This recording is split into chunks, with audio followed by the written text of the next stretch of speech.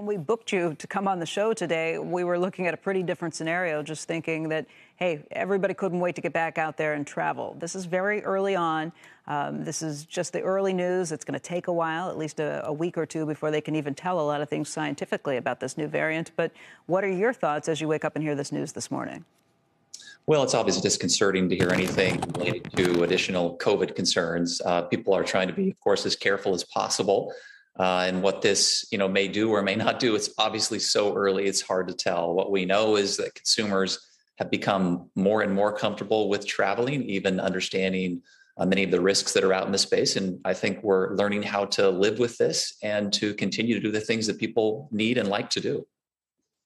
Continuing to do the things that people need and like to do. And I will say anybody who's been living through this is ready to kind of get back out there. There is a weariness that comes from dealing with this, from locking down, from not getting to go places, not getting to see family. And I think so many people were so happy to be able to travel this Thanksgiving and get to see their families once again and sit around the table. But I guess this is a reminder today of how quickly some of those things can change. Again, we don't know a lot about this variant, but the authorities in Israel speaking pretty bluntly about this, and the stock market reaction has been pretty blunt as well. It's a slow trading day, not allowed out there. We are already hearing, though, that the UK and Germany and Singapore and other nations are saying that they are going to not allow travelers coming from South Africa at this point. It's a quick reaction. How do you react, and what do you see in the bookings? How quickly do things like this change?